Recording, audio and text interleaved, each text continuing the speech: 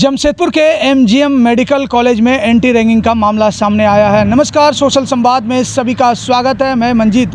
बीते दिन की पूर्व की भी घटना है और आज की भी घटना है। जिस तरह से कि जमशेदपुर के एमजीएम मेडिकल कॉलेज सुर्खियों में बनी हुई है। रैगिंग को मामला को लेकर जूनियर और सीनियर डॉक्टरों ने किस तरह से रैगिंग करते हुए जो आपत्तिजनक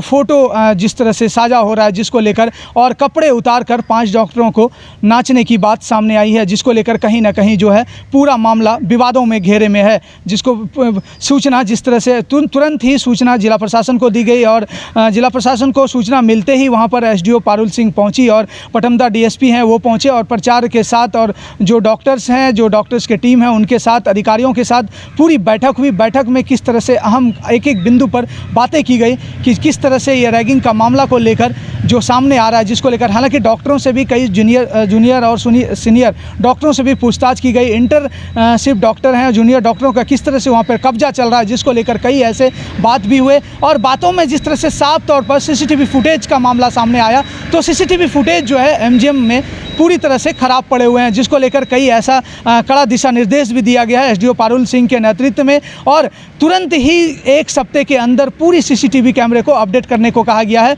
और अपडेट करने के बाद पूरी वहाँ पर वॉचमैन या फिर गार्ड को पूरी तैनाती दी गई है कि किस तरह से जितने भी लोग यहाँ पर एंट्री होंगे उनका सारा डेटा एमजीएम मेडिकल कॉलेज के पास रहना चाहिए, ताकि किस तरह से जांच हो पाए या किसी भी बिंदु पर जांच में किंतु परंतु ना हो। जिसको लेकर हालांकि मामला जो है वो पूरी तरह से बड़ा मामला है, जिसको लेकर कहीं ना कहीं जो है जूनियर और सीनियर डॉक्टरों में एक तरह से भय का माहौल हो गया है। जूनियर जितने भी डॉक्टर हैं वो पूरी तरह से डर गए हैं और 1 सप्ताह के अंदर पूरी कड़ा दिशा निर्देश के साथ एसडीओ पारुल सिंह ने पूरी व्यवस्था और दिशा निर्देश को दिया है और चेंज करते हुए कहा गया है कि सीसीटीवी फुटेज के साथ सारे अपडेट हमें मिलना चाहिए और एक नंबर भी जारी किया गया, लोकल थाना और डीएसपी पटमदा डीएसपी का नंबर भी जारी किया गया है कि किसी भी मामले की अगर सूचना आती है तो तुरंत जिला पुलिस को सूचना दे ताकि यह संज्ञान में कार्रवाई हो। अब देखना यह है कि किस तरह से यह एमजीएम मेडिकल का कॉलेज का जो मामला है किस तरह से सुर्खियों में बना रहता है, आगे भी इस तरह से मामला चलता रहेगा या फिर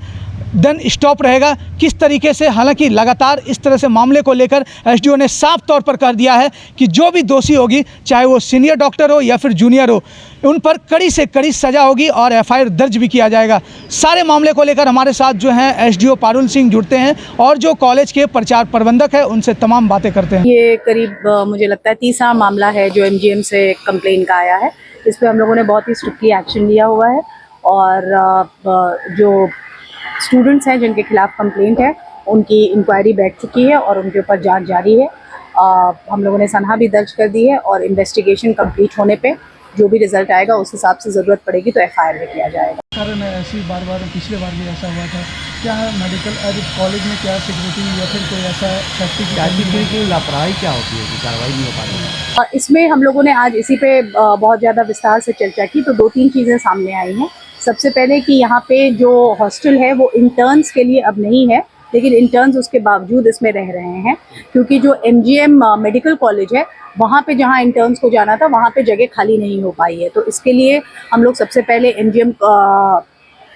मेडिकल कॉलेज में जो इंटर्न्स की प्लेस है उसको खाली करवाएंगे ताकि यहाँ से इंटर्न्स वहाँ पे शिफ्ट हो सकें। तो कम्प्लीटली जब ये इंटर्न से फ्री हो जाएगा तो हॉस्टल को हम लोग स्ट्रिक्टली मैनेज कर पाएंगे। इसके लिए हम लोगों ने 3-4 स्टेप्स भी लिए हैं। सबसे पहले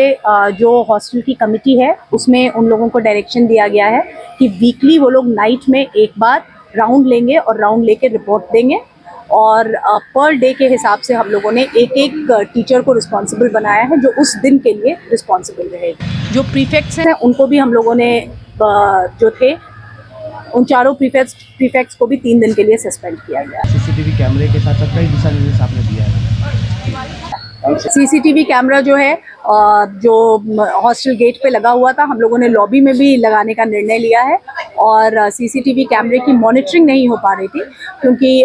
जो ज़ैप आईटी से इन लोगों के पास टेक्निकल असिस्टेंट था वो वर्क नहीं कर रहा था और सैलरी नहीं मिल पाई थी। तो उसके लिए हम लोगों ने जो इनका एक एक्स्ट्रा फंड है उसमें से उसको कुछ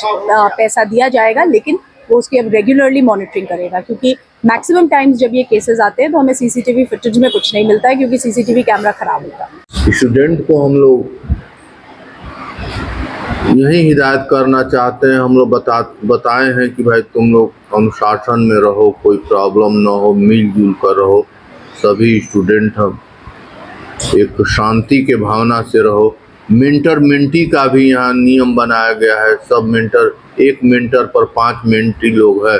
जिसको कि हर एक शिक्षक से 5 लड़का लोग जुड़ा हुआ है, वो भी हम लोग करवाते हैं। और हर टीचर जो है ड्यूटी दिया गया है कि एक दिन जाएगा, चार टीचर का रोस्टर बना है वार्ड में, वार्ड का, कि हम लोग उसको देख रेख करेगा और हर दिन का रिपोर्ट उनको दे